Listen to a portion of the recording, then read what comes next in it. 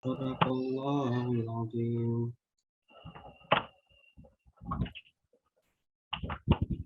Yang kepada tangan kita yang sudah membacakan ayat suci Al-Quran. Semoga menambah keberkahan pada sore hari ini. Insya Allah pada kesempatan kali ini tema yang dibahas adalah sikap seorang muslim ketika mendapat musibah atau cobaan.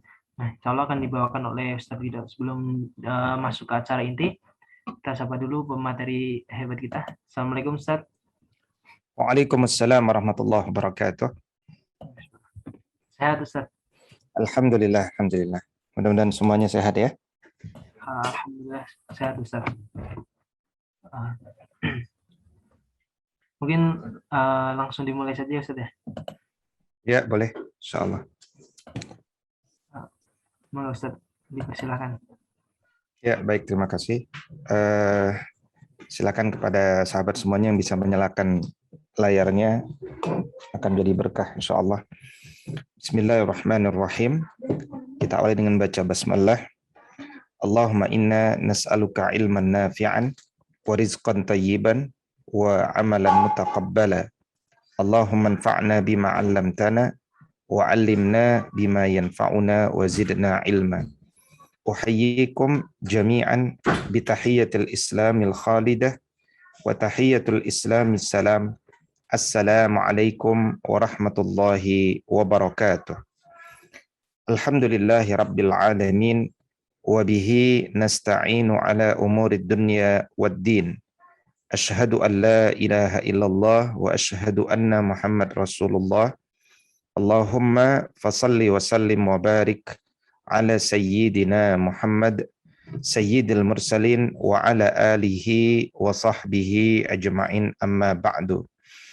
Sahabat semuanya yang mudah-mudahan dimuliakan oleh Allah Subhanahu wa taala, adalah sebuah ketetapan Allah Subhanahu wa taala bagi kita semuanya bahwa hidup ini akan selalu berjalan dengan ketetapan Allah Subhanahu wa taala. Ya, seluruhnya akan berjalan dengan ketetapan Allah Subhanahu wa taala. Di hari ke-121 sebagaimana sering kita sampaikan, Allah Subhanahu wa taala menetapkan takdir baik dan buruk kepada kita. Ya, Allah katakan Nabi Muhammad SAW mengatakan fayanfukhu fihi ruh wa yu'maru bi arba'i kalimat. Jadi ditetapkan apa rizkinya, bikatbi rizqihi wa ajalihi wa amalihi, kapan ajalnya, bagaimana amalnya, wa syaqiyun am sa'idun, dan dia nanti berada dalam kesulitan, ya, ada dalam kebahagiaan, atau dia berada di dalam kekecewaan atau berada dalam kesedihan. Meskipun kita juga belajar bahwa tidak ada istilah buruk yang datang dari Allah Subhanahu wa taala. Semua yang datang dari Allah Subhanahu wa taala insyaallah adalah baik. Ya, semua yang datang dari Allah Subhanahu wa taala insyaallah adalah baik.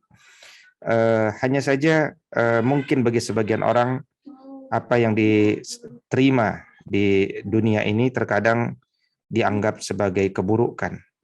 Nah, karena itu kemudian beragama itu bicara bagaimana menghadirkan persepsi yang benar sebagai seorang beriman, ya. How to change our internal state of mind. Bagaimana kita mengubah persepsi-persepsi kehidupan kita dengan persepsi berbasis ilmu. Karena manusia itu hendaknya dia damai bersama ilmu, bukan damai dengan emosi, dengan prasangka-prasangka yang tidak mendasar, ya, dan seterusnya dan seterusnya. Karena itu kemudian sahabat semuanya, pada kehidupan kita mungkin kita juga akan diuji dengan musibah, ya. Nah, bagaimana kemudian kita harus mengubah persepsi kita tentang musibah? Itulah sebenarnya pengkajian iman itu, ya. Jadi orang beriman tentu cara pandangnya terhadap musibah berbeda dengan orang-orang yang tidak beriman. Makanya Nabi SAW mengatakan, ajaban li amril mu'min, inna amrahu kullahu lahu khair, walaisa dzalika li ahadin illa lil mu'min. Jadi ini tidak ditemukan pada selain orang beriman. Cara pandang seperti tertentu itu ya, yang nanti kita akan bahas, itu nggak bisa diperoleh kecuali hanya bagi orang beriman. In asabathu syarra'u syakara. Ya, fakana khairal lahu. Kalau dia ditimpa sesuatu yang dia sukai, dia bersyukur dan itu baik baginya. Wa in asabathu dharra'u sabara, fakana khairal lahu. Kalau dia diuji dengan sesuatu yang tidak dia sukai, dia bersabar dan itu juga baik baginya. Maka hidupnya hanya berkisar-kisar di antara syukur dan sabar. Ya, tidak ada yang terlalu berlebihan. Kalau tidak syukur, dia bersabar. Kalau tidak syukur, dia bersabar. Ya, karena itu hidupnya menjadi tenang. Ya. Kalau bahagia, tidak bahagia terlalu berlebihan. Bahkan terkadang apa yang dianggap orang bahagia, bagi dia mungkin adalah musibah. Sehingga dia melewatinya bukan dengan berbahagia, bukan bersenang-senang, tapi dengan memperbanyak istighfar kepada Allah, dengan ketakutan apakah dia mampu melewati ujian kebahagiaan ini. Karena kebahagiaan itu juga ujian, ya, rizki itu juga ujian, memiliki anak juga ujian, memiliki istri juga ujian, memiliki rumah, mobil juga ujian. Jadi setiap perkara itu ada ujiannya bagi kita. Maka ujian orang kaya banyak berinfak, ujian orang berilmu banyak memberikan teladan baik dan mengajarkan ilmu. Ya. Ujian orang yang bodoh, dia hendaknya bersabar dalam menuntut ilmu. Ujian orang yang miskin, dia bersabar untuk tidak jatuh pada kekufuran. Nah, inilah secara umum, ya. Nah, sahabat semuanya, ya, tentu saja ketika kita bicara musibah, agama ini juga membimbing kita tentang bagaimana persepsi-persepsi yang harus kita hadirkan, ya. Yang pertama, persepsi terkait tentang musibah itu adalah kita hendaknya mempersepsikan bahwa musibah itu adalah ujian keimanan. Nah, ini penting. Ya, jadi orang itu dapat musibah berarti dia sedang diuji keimanannya. Laksana kita ini dulu kuliah S1, ya kan? Untuk bisa lulus S1 kan kita harus lulus ujian semester 8 kali minimal, ya, lulus ujian tengah semester 8 kali juga, lulus kuis, lulus ujian kehadiran, lulus ujian skripsi, ya kan, lulus ujian sidang, ya. Jadi berapa banyak ujian yang kemudian kita harus lewati. Nah, itu yang disebut sebagai ujian keimanan itu. Jadi orang beriman sama dengan orang berprestasi. Kalau orang prestasi cuma dapat catatan dari dunia, pengakuan-pengakuan dari dunia, sementara keimanan dia adalah pengakuan dari Allah. Makanya Allah mengatakan, a'udzubillahi minasyaitonir rajim, ahasiban nasu ayyutraku ayyaqulu amanna wa hum la yuftanun. Apakah mungkin, ya, manusia itu dibiarkan saja mengatakan amanna, aku sudah beriman. Tapi kemudian Allah nggak uji dia, wahum la yuftanun. Ya. Jadi al-fitan, ya, ujian-ujian itu dihadirkan oleh Allah Subhanahu wa taala. Ada kalanya dihadirkan untuk membuktikan, ya, bahwa engkau itu benar nggak kalimat berimannya itu. Ya, sama seperti ketika kita bersyahadat. 17 kali minimal kita bersyahadat. Asyhadu an la ilaha illallah wa asyhadu anna Muhammad Rasulullah. Aku bersaksi bahwa tidak ada ilah yang berhak disembah dengan benar kecuali Allah. Aku bersaksi bahwa Nabi Muhammad SAW adalah utusan Allah. Apakah kemudian kita tidak diuji? Ya, misalkan dengan keinginan-keinginan untuk tiarah atau tatayur, ya, merasa sial, atau diuji dengan keinginan datang kepada orang pintar yang bisa memberikan kekayaan dengan cepat, ya, atau ingin menyihir manusia karena dendam, atau karena atau keyakinan yang lain, ya, atau mulai percaya pada konsep-konsep yang kemudian bertentangan dengan Al-Quran dan As-Sunnah. Nah, itu semua tentu ujian. Makanya musibah terbesar, ya, kalau misalkan sekarang ada COVID-19, musibah terbesar bukanlah COVID-19. Dalam kacamata beriman, musibah terbesar itu adalah manakala kita menggadaikan iman kita kepada Allah. Ya, antara kalimat Allahus Samad, Allah lah tempat bergantung segala sesuatu, ternyata kita bergantung pada selain sesuatu. Nah, itu musibah terbesar. Jangan sampai kita tidak bergantung hanya kepada Allah. Mereka yang bergantung kepada selain Allah, dia akan kecewa. Ya.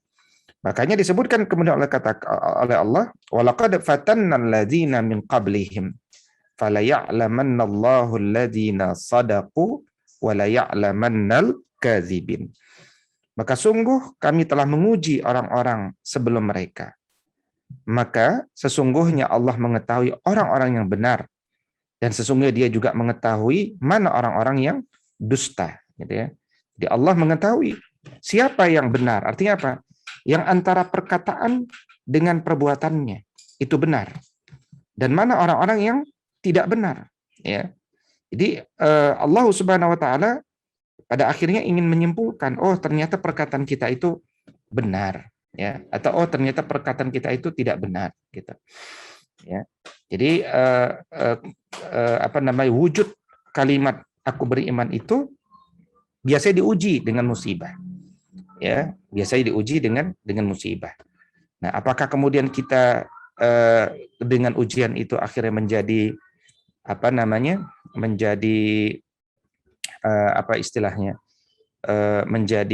menjadi kufur nikmat, ya, atau menjadi kafir, ya. Makanya Nabi berdoa kan setiap pagi dan petang, Allahumma inni a'udzubika minal kufri wal faqri. Ya Allah, aku berlindung kepadamu dari kekufuran dan kefakiran, gitu ya. Yang kedua adalah jadi ketika kita melihat realitas atau sesuatu baik yang kita lihat maupun yang kita rasakan, agama ini tidak selalu menawarkan satu persepsi, ya. Tidak menawarkan satu konsep. Tapi akan ada sangat mungkin juga bergabung beberapa konsep. Itu akan membuat bahwa manusia itu tidak selalu berada dalam comfort zone, zona nyaman. Dia akan selalu melihat kemungkinan-kemungkinan yang lain.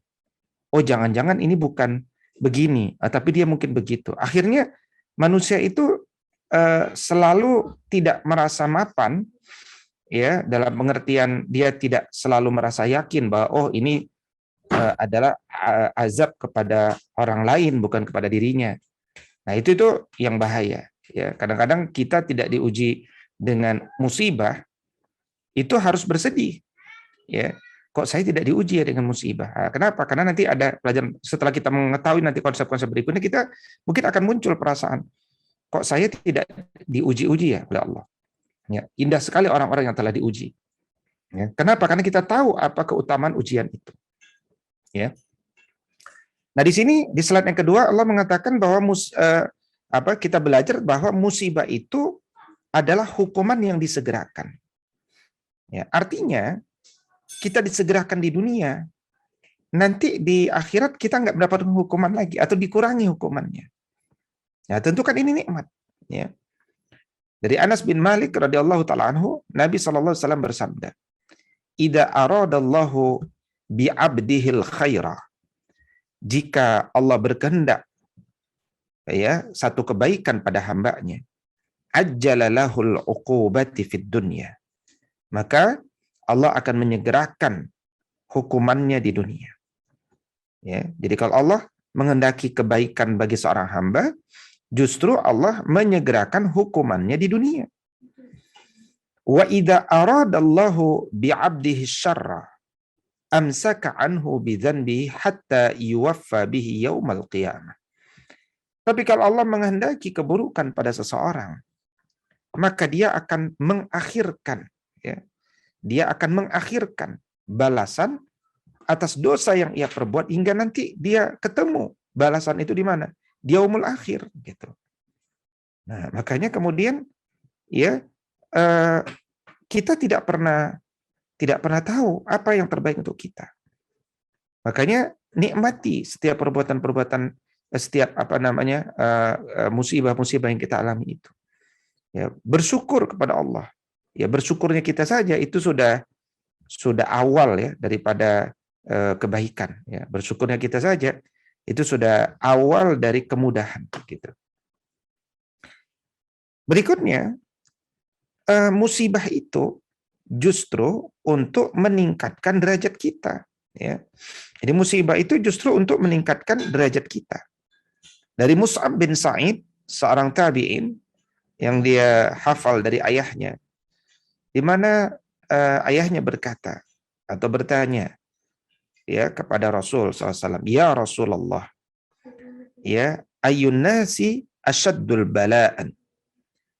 Siapa manusia yang ujiannya paling berat? Kata Nabi SAW, yang ujiannya paling berat ya al-anbiya, para nabi. Summal amsal fal amsal. Kemudian yang semisalnya, maka yang semisalnya lagi. Jadi ternyata orang yang paling berat, ya paling keras ujiannya, musibahnya adalah para nabi. Apakah para nabi pendosa? Tentu tidak. Justru maknanya adalah para nabi lah yang paling dibersihkan oleh Allah Subhanahu wa taala. Ya. Nabi Muhammad SAW ketika menjelang wafat itu sakaratul mautnya dikisahkan tidak mudah, berat. Maka muncul pertanyaan, kenapa Nabi tidak dimudahkan sakaratul mautnya? Nah, dijawab oleh para ulama, justru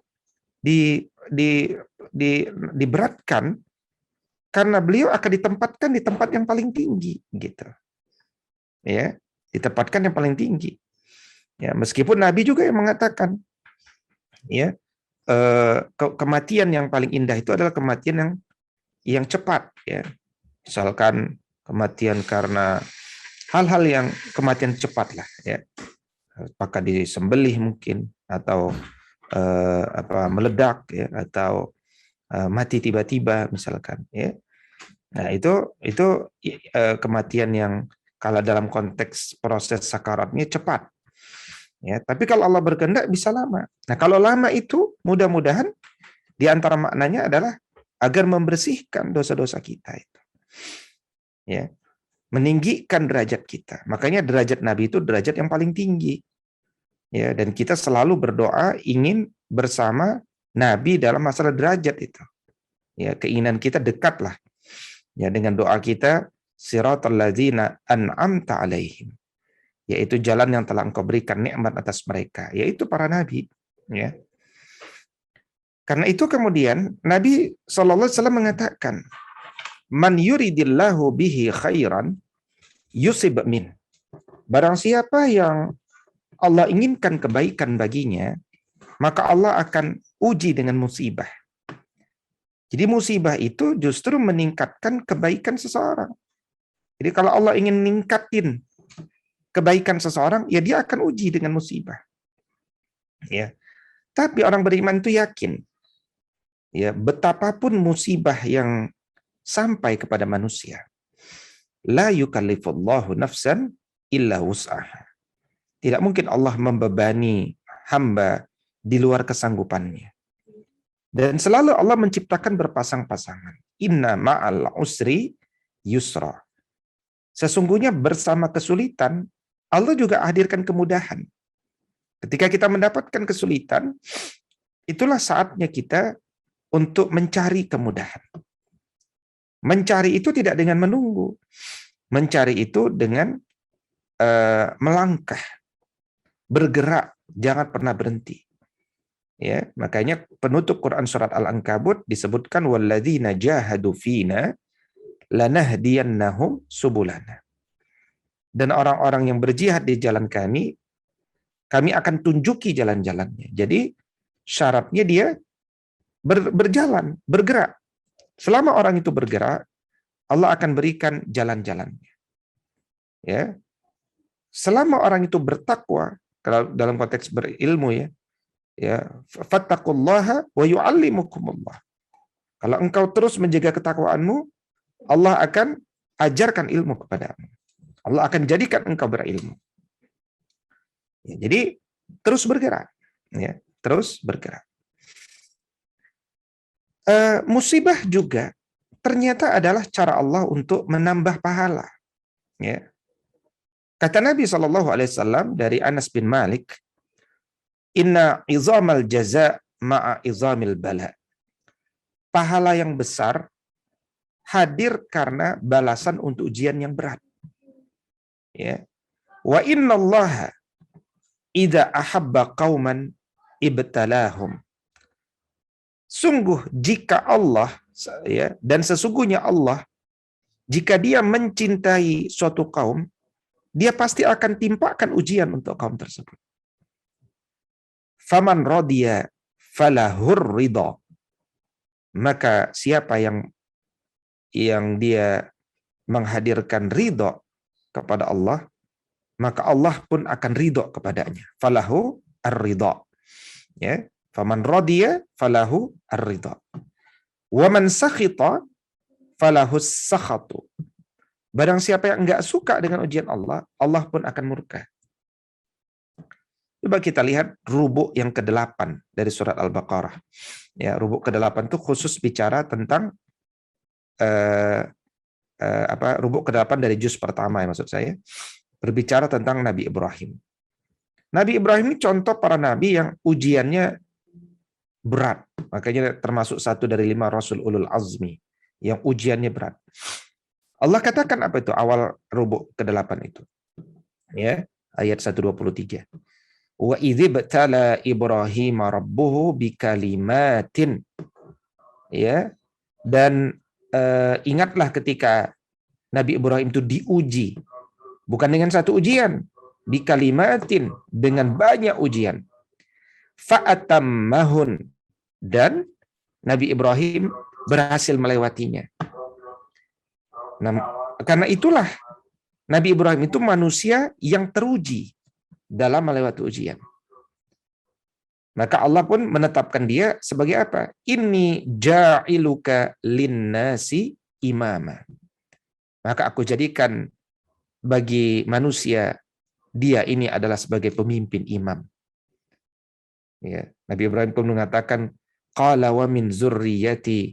Ya Allah, jadikanlah anak-anak keturunanku juga, ya, bagian daripada pemimpin, imam bagi manusia.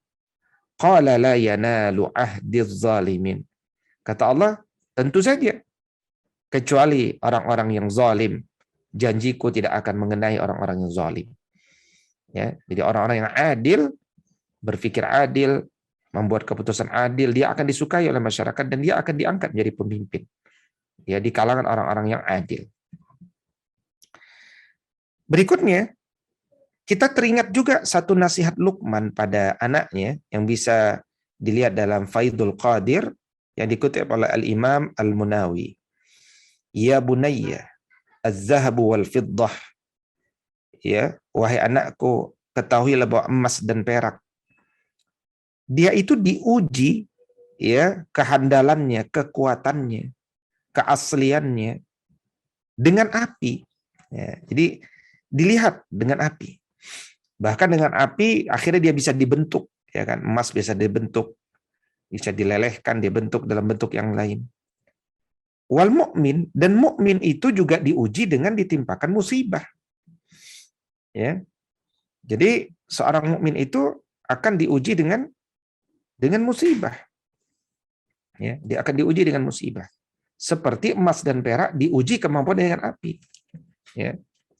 Karena apa? Karena orang beriman itu kan hadiahnya jannah. Orang beriman itu hadiahnya jannah. Nah, karena itu orang-orang yang masuk jannah itu adalah orang-orang yang terseleksi.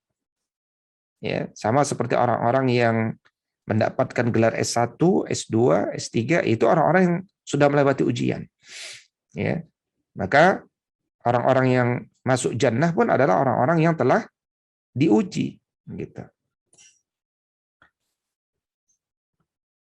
Dan karena itulah musibah itu akan mendorong manusia untuk bermuhasabah. Ya. Musibah akan mendorong manusia untuk bermuhasabah. Ya, kenapa? Karena Allah mengatakan, "Wa ma asabakum min musibatin fabima kasabat aydikum wa ya'fu an katsir." Ya, musibah apapun yang menimpa kalian sebenarnya itu disebabkan oleh tangan kalian sendiri. Dan Allah memaafkan dari banyak kesalahan-kesalahan. Ya. Innallaha afun tuhibbul afwa. Ya, fa'fu anna. Allahumma innaka afuun tuhibbul afwa fa'fu anna. Ya. Wahai Allah, Engkaulah Maha Pemaaf, mencintai pemaafan, maafkan kami. Ya, itu jelas janji Allah. Innallaha yabsutu yadahu bil-laili yatuba musii'un nahar wa yabsutu yadahu bin-nahar liyatuba musii'ul lail hatta tatlu asy-syams min maghribiha. Ya. Bahwa Allah itu 24 kali 7 jam menanti siapa ingin bertaubat kepadanya. Dan itu akan terus-menerus sampai nanti tanda-tanda kiamat besar itu datang. Ya. Tetapi ketahuilah, sadarilah, kenapa engkau mendapatkan musibah? Boleh jadi karena itu perbuatan tanganmu sendiri. Ya. Makanya menarik juga ada kalimat lebih tinggi ya. Dulu Imam Syafi'i pernah mengatakan begini, kalau engkau hidup tidak pernah mendapatkan musibah, ya, kalau nggak pernah dapatkan musibah, itu cara pandang yang lain dari agama ini adalah itu justru musibah sendiri, gitu ya. Artinya apa? Hukuman kita nggak disegerakan kan tadi sebelumnya. Kenapa ya Allah nggak uji kita? Nah, itu harus takut kita. Jangan justru nggak dapat ujian kita malah bersyukur tuh kan. Saya ini orang soleh nggak pernah diuji dengan musibah. Justru menurut para ulama, kalau engkau nggak pernah mendapat musibah, coba lihat masa lalu. Apakah engkau dulu ahlul maksiat? Ya, dan mungkin engkau belum memohon ampun, engkau mungkin belum mengikuti keburukan-keburukan yang lalu dengan kebaikan demi kebaikan misalkan. Ya kan? Sangat mungkin. Nah, itu hal yang lalu ya. Nah, karena itu selalu berhati-hati dengan masa lalu kita. Berikutnya, musibah itu akan mendekatkan diri kita kepada Allah Subhanahu wa taala. Ya. Musibah itu justru akan mendekatkan diri kita kepada Allah Subhanahu wa taala. Ya. Jadi ketika kita mendapatkan musibah, banyak orang akhirnya dekat dengan Allah. Ya. Ada yang dekatnya sementara, namanya temporary monotheism. Ada yang dekatnya seterusnya. Ya. Ada yang dekatnya sementara, ada yang dekatnya seterusnya. Nah, itu berbeda-beda. Ya. Orang yang dekatnya sementara misalkan adalah mereka yang hanya butuh Allah ketika dia berada dalam sesuatu yang menakutkan. Ya, umumnya Al-Quran menceritakan kepada orang-orang yang sedang berada di tengah lautan. Ya, kapal diombang sana ke sini dengan gelombang yang luar biasa besar. Dia berada dalam ketakutan. Ya, maka biasanya mereka akan bermunajat kepada Allah. Ya, tetapi ada juga ketika mereka diselamatkan, mereka kemudian lupa kepada Allah. Ya. Nah, karena itu kemudian secara umum musibah itu akan mendekatkan manusia kepada Allah, tapi ada yang seterusnya, ada yang sementara. Ya. Nah, disebutkan bahwa musibah yang mendekatkanmu kepada Allah itu lebih baik dari nikmat yang membuatmu lupa kepada Allah. Ya. Jadi kalau kita mendapatkan musibah yang mendekatkan diri kita kepada Allah, itu justru lebih baik daripada kita dapat nikmat membuat kita lupa kepada Allah. Ya. Nikmat kekayaan, ya membuat kita lupa kepada Allah. Ya, nikmat kecerdasan, ya, nikmat apalagi, ya, kepintaran, nikmat hari ini sering yang membuat kita lupa kepada Allah Subhanahu wa taala. Ya. Nah, makanya kemudian bersyukurlah kepada Allah Subhanahu wa taala ketika kita mendapatkan ujian itu, ya. Bersyukurlah kita kepada Allah ketika kita mendapatkan musibah. Berikutnya, jangan remehkan musibah. Bersyukurlah kita mendapatkan musibah. Kenapa? Ketika kita mendapatkan musibah, sejatinya musibah itu menghapuskan, ya, menghapuskan dosa-dosa kita. Ya, sejatinya musibah itu menghapuskan dosa-dosa kita. Ya, jadi kata Nabi SAW, ma yusibul mu'min min wasabin, wala nasabin, wala hammin, wala hazanin, wala ghammin, wala adhan, hatta syaukah yashakuha illa kafarallahu biha min khatayahu. Tidaklah menimpa seorang mukmin berupa sakit yang terus-menerus, keletihan, kekhawatiran, perasaan sedih karena ada yang hilang, ya, kesusahan hati, atau sesuatu yang memang menyakiti kita, sampai bahkan seorang mukmin itu terkena duri yang menusuknya, melainkan akan dihapuskan dosa-dosanya. Ya. Tapi syaratnya apa? Selalu bersyukur kepada Allah dan selalu bersabar kepada Allah Subhanahu wa taala. Ya. Selalu bersyukur dan selalu bersabar kepada Allah Subhanahu wa taala. Ya, jadi kalau kita senantiasa bersyukur dan bersabar kepada Allah Subhanahu wa taala, ya, maka insya Allah, ya, Allah Subhanahu wa taala akan, ya, hapuskan dosa-dosa kita. As-sabru inda sadmatil ula. Ya, sabar itu ada pada kesempatan yang pertama. Ya, sabar itu ada pada kesempatan yang pertama. Ya, jadi hadirkan, ya, pertanyaan itu. Berikutnya, ketika kita mendapatkan musibah, hal itu akan mendorong kita untuk bertaubat kepada Allah. Ya, ketika mendapatkan musibah akan terdorong, ya, untuk apa? Untuk bertaubat kepadanya. Nah, ini baik sekali, ya. Jadi Ali bin Abi Thalib radhiyallahu taala anhu dulu mengatakan, "Ma nuzila bala'un illa bi dzanbin wala rufi'a bala'un illa bi taubatin." Tidaklah musibah itu tersebut turun melainkan karena dosa manusia. Oleh karena itu, tidaklah bisa musibah tersebut hilang melainkan dengan taubat. Jadi, kalau kita diuji dengan musibah, apa yang kita lakukan? Banyak bertaubat kepada Allah. Ya, bayangkan, ya, bayangkan bahwa Nabi saja bertaubat kepada Allah itu dalam sehari 70 sampai 100 kali, kan?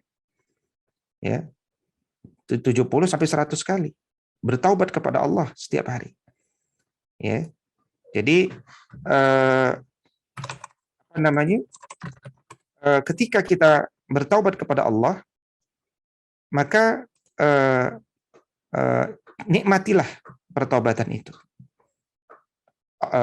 Kata Nabi SAW, wa inni astaghfiruka wa atubu ilaih, ya, aksar min sab'ina marrat.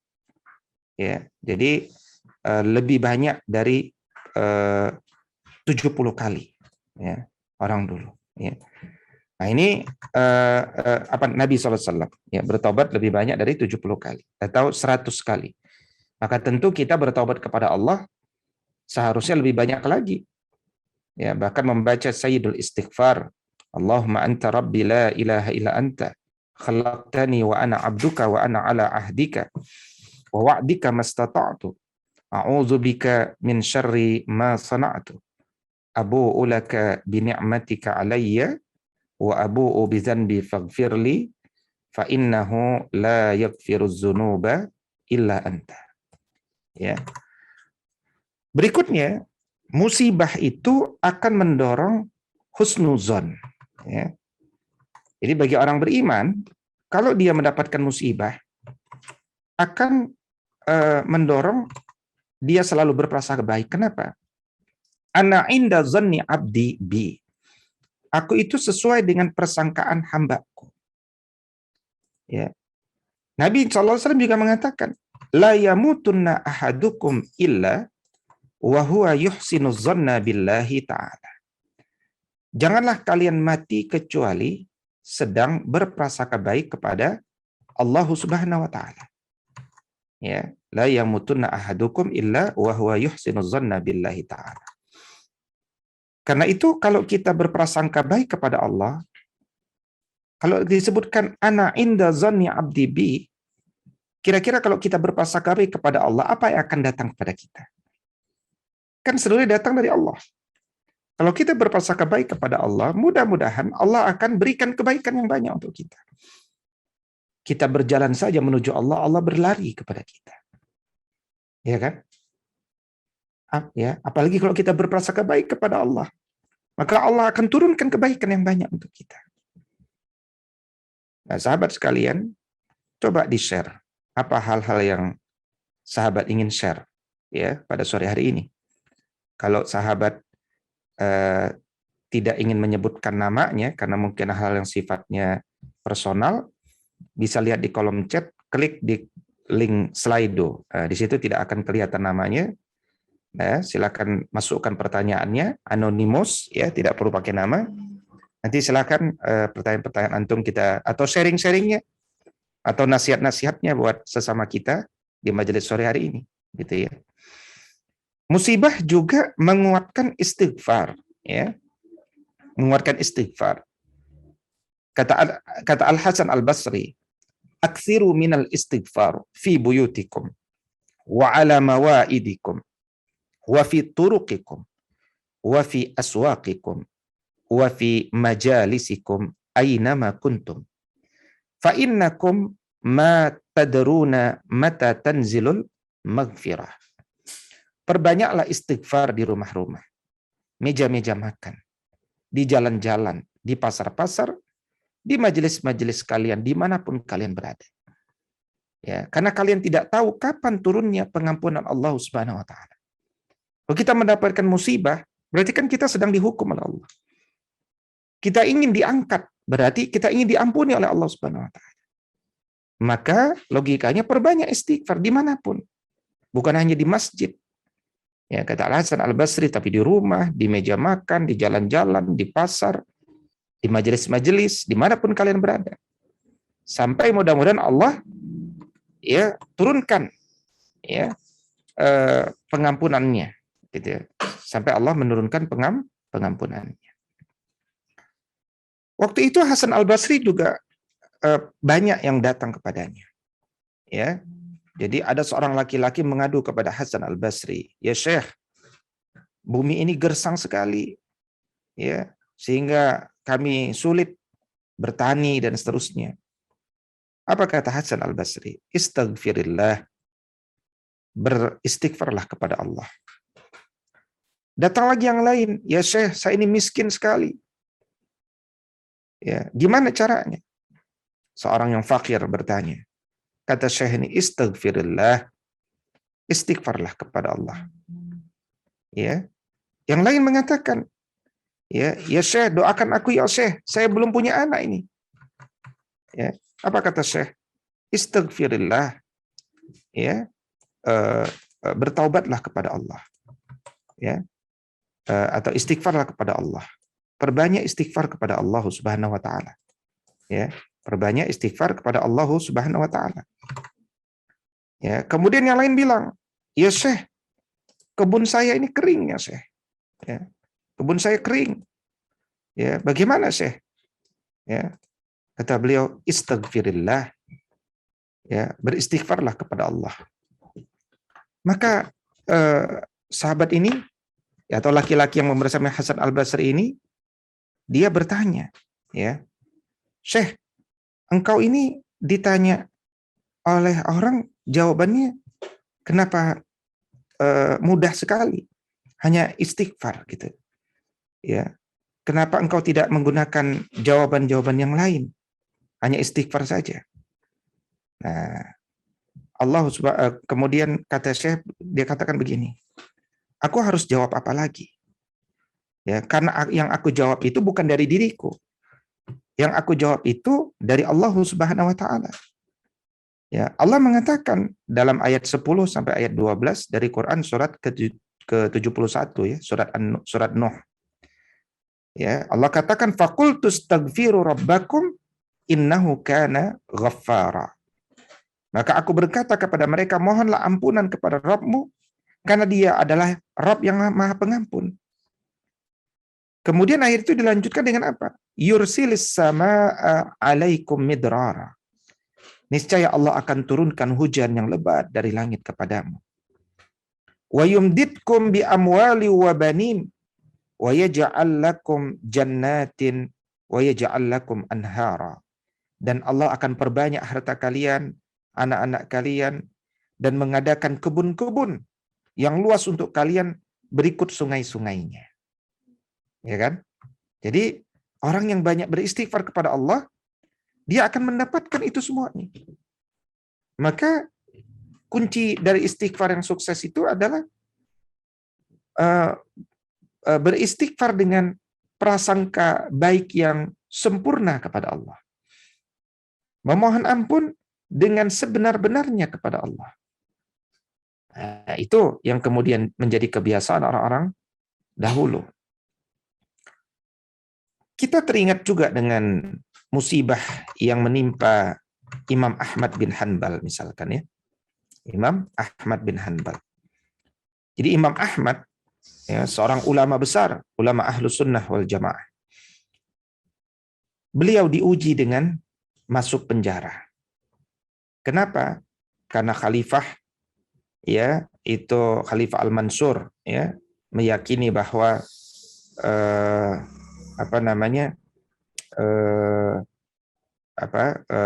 Al-Quran itu adalah makhluk. Ya. Al-Quran itu adalah makhluk. Nah, ini pemikiran Mu'tazilah. Imam Ahmad tidak setuju. Dia katakan Al-Quran kalamullah. Tidak boleh diyakini Al-Quran itu adalah makhluk. Akhirnya karena politik, ya kan, beliau pun masuk penjara. Sampai 4 orang khalifah.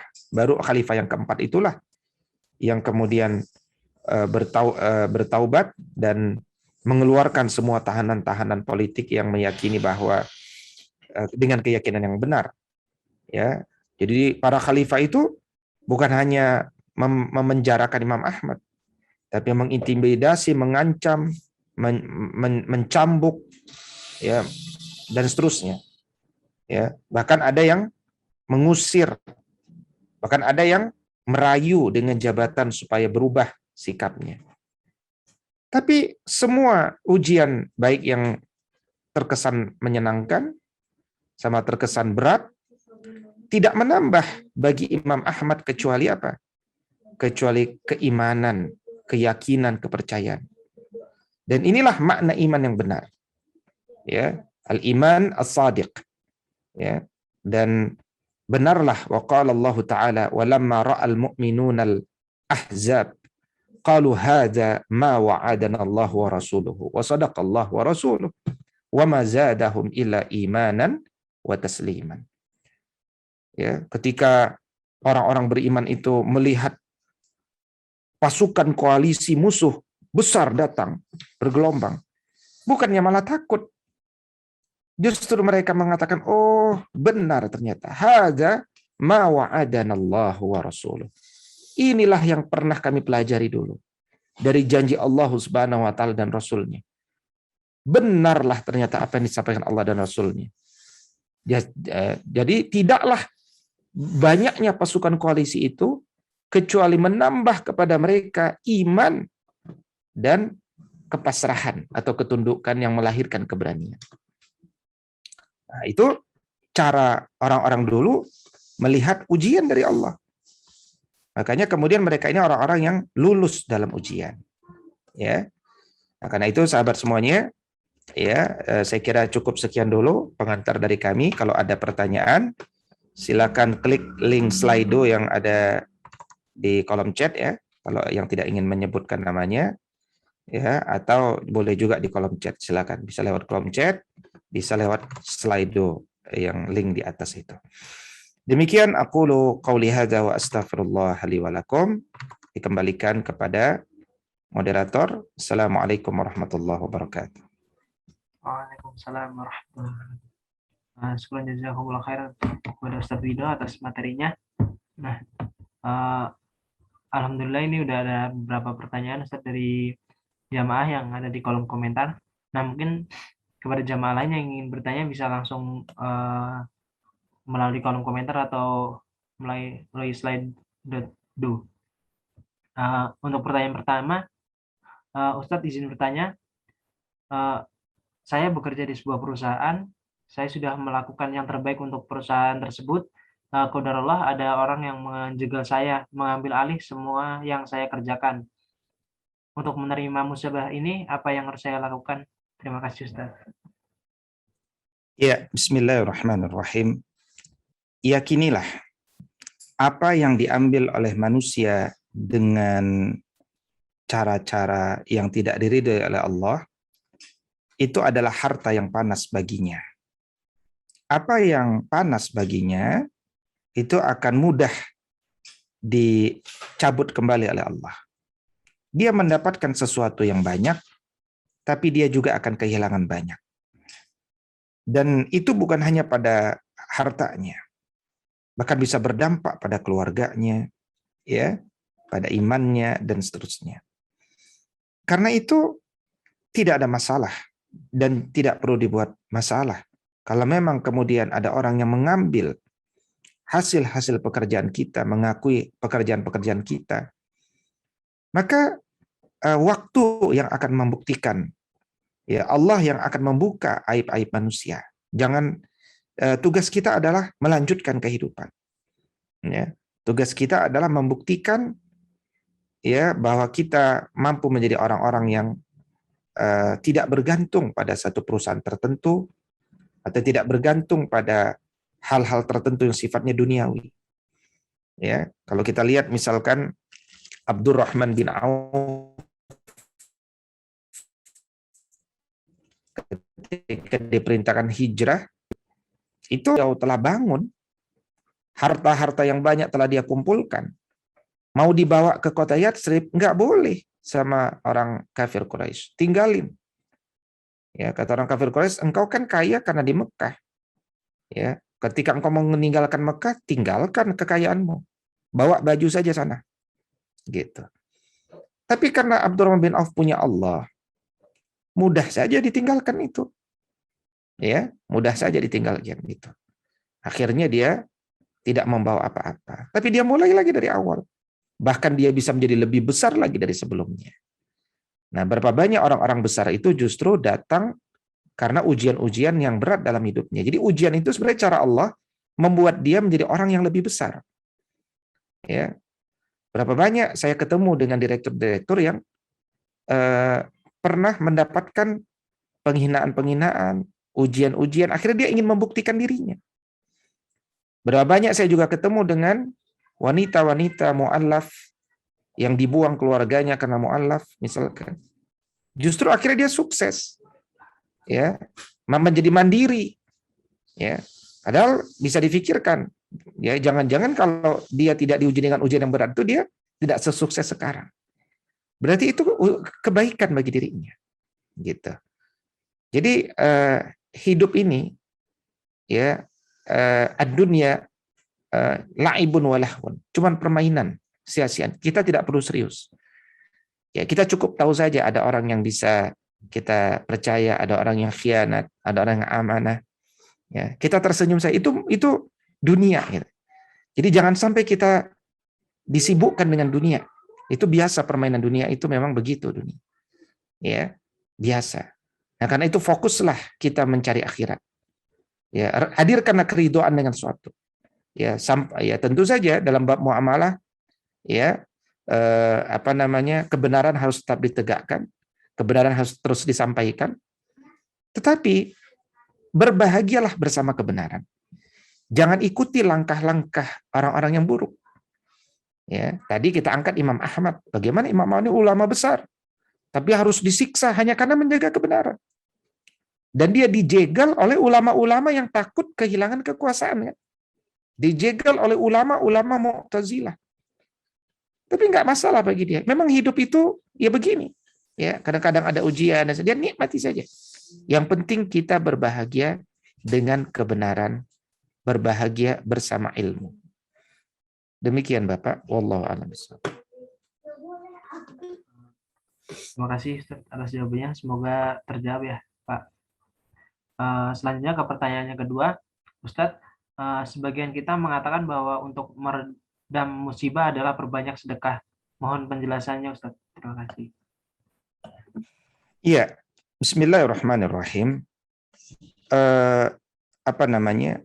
Kalau kita memperbanyak sodakoh, maka Allah akan semakin. Jadi gini, kita sodakoh kepada Allah. Allah akan semakin banyak bersodakoh untuk kita. Kayak gitu kira-kira. Ya.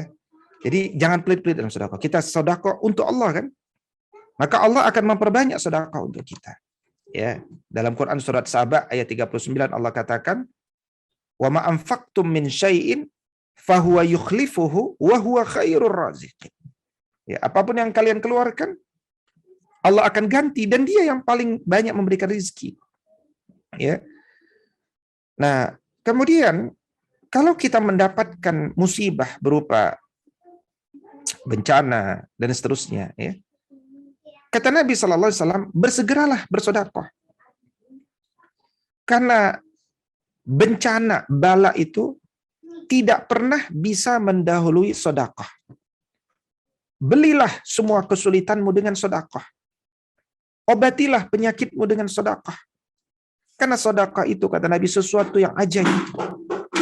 Sedekah itu bisa menolak 70 macam bala dan bencana. Ya. Dan paling ringan, kata Nabi, sedekah itu bisa menolak penyakit kusta dan seterusnya. Nah, karena itu berapa banyak pesan Nabi SAW mengingatkan kepada kita semuanya untuk memperbanyak sedekah, ya, untuk memperbanyak sedekah. Karena sedekah itu tadi dia dapat menolak bala kepada kita. Ya, nah karena itu kemudian Nabi SAW mengatakan, ittaqun nar walau bisyikki tamrah. Jagalah diri kalian dari hukuman Allah, dari siksaan api neraka, meskipun dengan bersedekah, dan sedekahnya pun mungkin cuma separuh biji kurma, ya kan? Ya, separuh biji kurma. Ya. Mungkin bagi kita kecil, tapi mungkin kita hanya bisa itu sedekah. Ya, karena naqasat sadaqah min malin. Harta tidak mungkin berkurang dengan sedekah.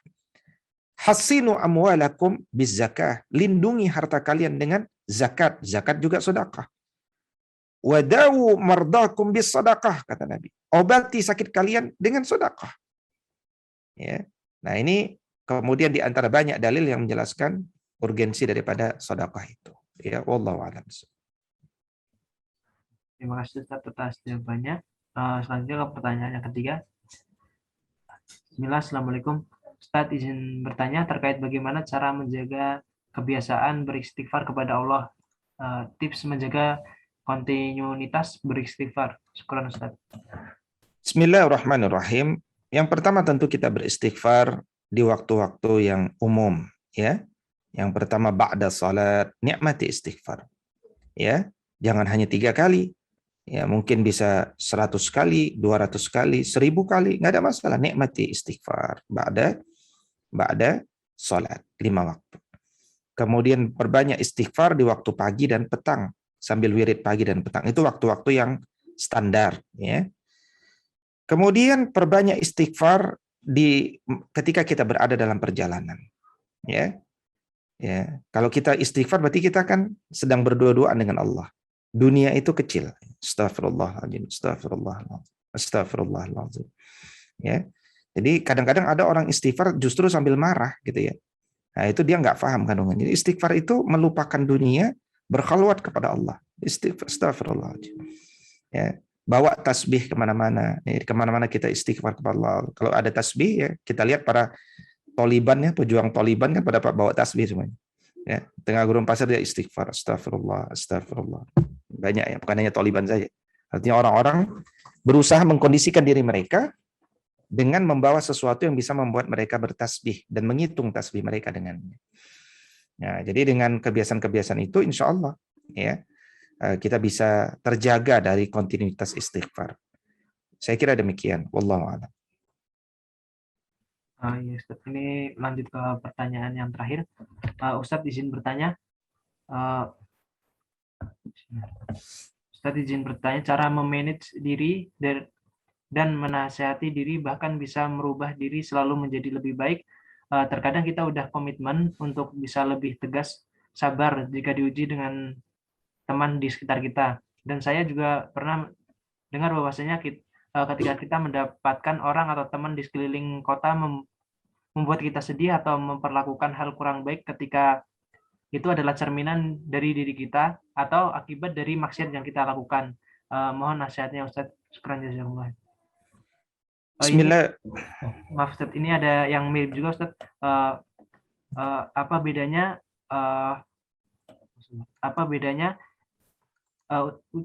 ujian dan azab Ustadz? Karena saya takut ujian yang saya dapatkan sekarang ini adalah azab dari dosa-dosa saya di masa lalu Ustadz. Terima kasih Ustadz, karena itu mirip-mirip gitu dan pertanyaan atasnya tadi. Mangga Ustadz.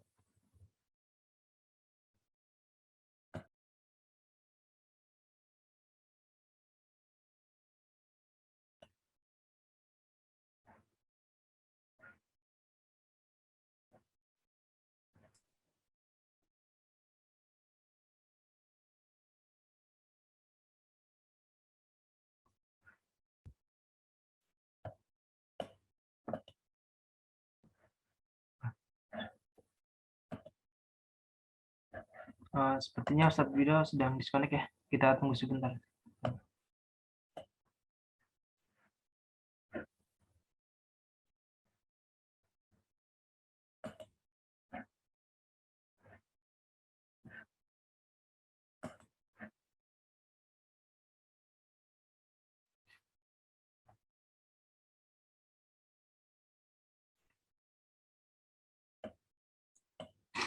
Ya, bismillah.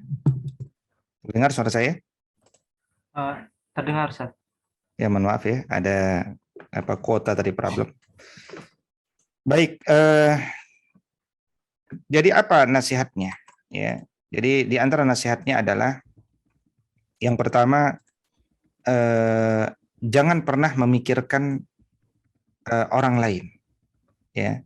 Tapi jadilah kita selalu bermanfaat bagi orang lain. Ya, khairun nas anfa'uhum linnas. Sebaik-baik manusia adalah yang bermanfaat bagi orang lain. Karena itu kita tidak perlu larut dengan perlakuan orang lain kepada kita, ya, dan itu tidak terlalu penting, ya, tapi larutlah dengan perasaan bahwa kita belum bisa berbuat apa-apa untuk orang lain. Jadi kalau itu yang menjadi cara pandang kita, maka kita akan lebih fokus pada kemanfaatan diri kita kepada orang lain daripada orang lain kepada kita. Ya, siapapun, dan itu menjadi fitrah bahwa kalau kita itu selalu menyebarkan kebaikan pada orang lain, maka orang lain insya Allah akan membalas kebaikan untuk kita, meskipun tidak selamanya. Ya, kita tersenyum saja kepada orang lain, insya Allah orang tersenyum pada kita. Kita membantu orang lain, ya, khidmah di tengah umat, insya Allah kita pun akan diberikan posisi kepercayaan oleh umat.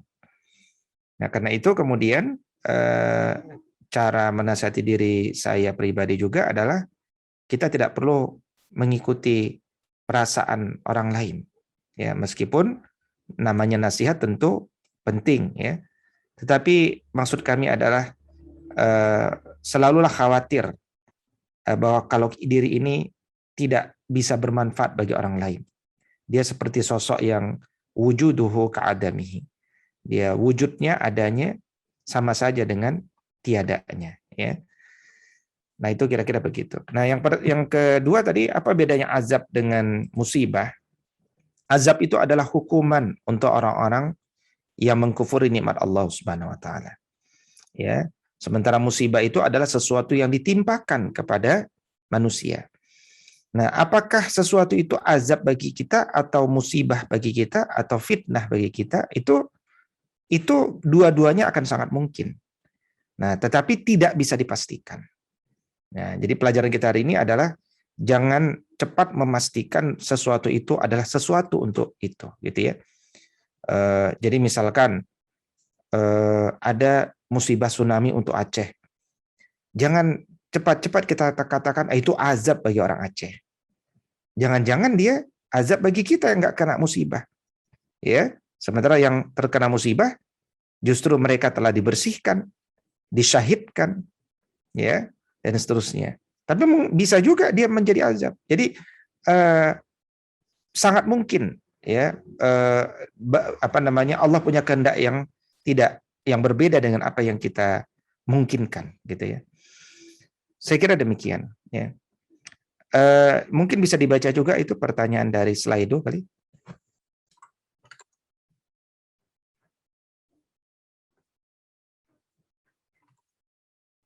Ustaz, kalau di tempat saya slide-nya kosong, Ustaz. Antum kasih ini dulu tanda, dia akan antum klik sesuatu dia akan add nanti. Ini nih kelihatan ya? Oh. Ya kelihatan ya? Kelihatan, Ustaz. Oke. Anda bacakan, Ustaz. Banyak tapi ini. Iya. Mungkin salah satu saja, Ustaz ya. Ya, coba kita lihat.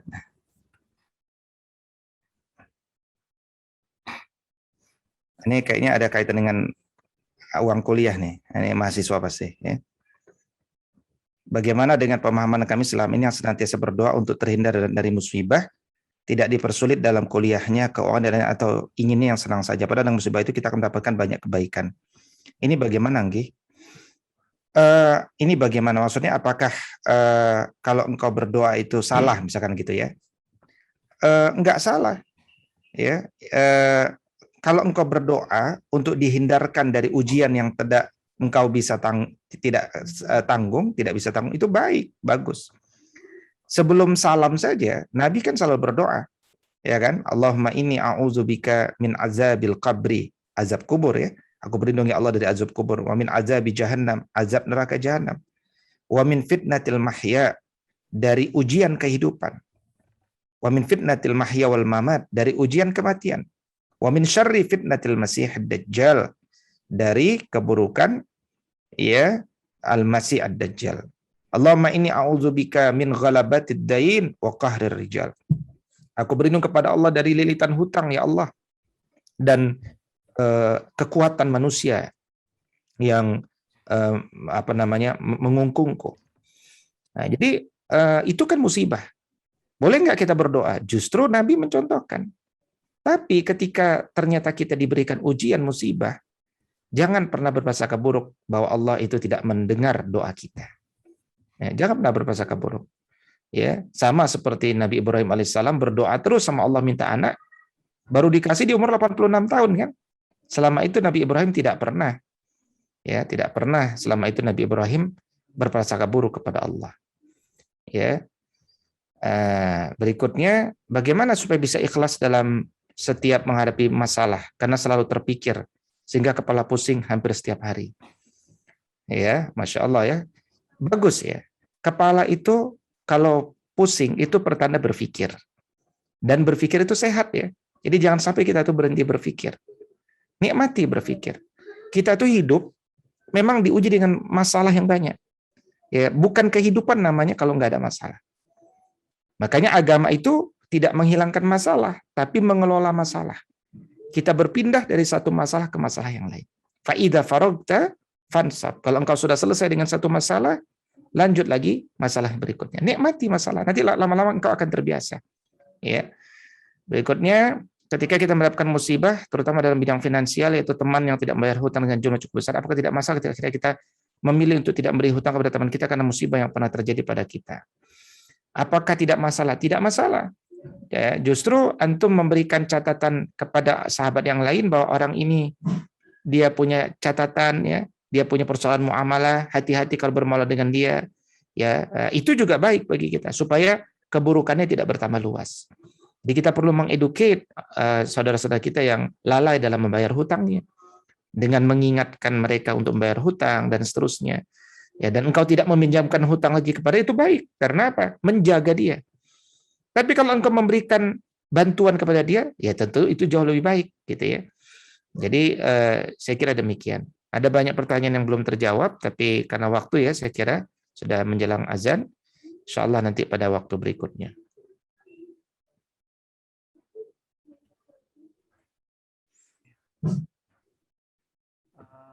Mungkin dicukupkan ya, atau sesi tanya jawabnya, karena mengingat waktu yang sudah menunjukkan hampir mendekati waktu azan. Mungkin langsung saja kita tutup dengan doa yang akan dipimpin oleh Ustaz. Kepada Ustaz, dipersilakan. Bismillahirrahmanirrahim. A'udzubillahi minasyaitonirrajim. Bismillahirrahmanirrahim. Alhamdulillahi rabbil alamin. Hamdan yuafi ni'amahu wa yukafi mazidahu ya Rabbana. Lakal hamdu wa lakal syukru kama yanbaghi li jalali wajhika wa azimi sultanik. Allahumma salli ala sayyidina Muhammad. Allahumma rabbana ighfir lana zunubana wa israfana fi amrina wa sabbit aqdamana wansurna 'alal qaumil kafirin. Allahumma ansurna fa innaka khairun nasirin waftah lana fa innaka khairul fatihin waghfir lana fa innaka khairul ghafirin. Allahumma arhamna bil Qur'an. Allahumma ja'alna min ahlil khair. Allahumma inna na'udzubika min munkaratil akhlaqi wal a'mali wal ahwa. Allahumma arzuqna rizqan halalan tayyiban wasi'an mubarakan fihi. Allahumma aftah lana abwabal jannah. Allahumma rabbana ja'alna muqimina as-salata wa min zurriyyatina. Rabbana wa taqabbal du'a. Rabbana atina fid dunya hasanah wa fil akhirati hasanah wa qina azaban nar wa adkhilna al jannata ma'al abrar ya aziz ya ghaffar ya rabbal alamin. Wa sallallahumma ala nabiyyina Muhammadin wa ala alihi wa sahbihi wa sallim wa akhiru da'wana anil hamdulillahi rabbil alamin. Sekian jazakumullah khairan Ustaz atas materi yang sudah dibawakan. Semoga bermanfaat bagi kita semua, dan terima kasih kepada para jamaah yang sudah menyempatkan hadir pada kajian hari ini. Nah, insya Allah kajiannya bersifat rutin setiap hari Senin jam 16:30. Sekali lagi kami ucapkan terima kasih kepada seluruh jamaah dan kepada Ustaz Wida. Saya sebagai MC izin undur diri. Apabila banyak kekurangan, saya mohon maaf yang sebesar-besarnya. Akhiran, wassalamualaikum warahmatullahi wabarakatuh. Waalaikumsalam warahmatullahi wabarakatuh. Jazakumullah khairan. Barakallahu fikum jami'an.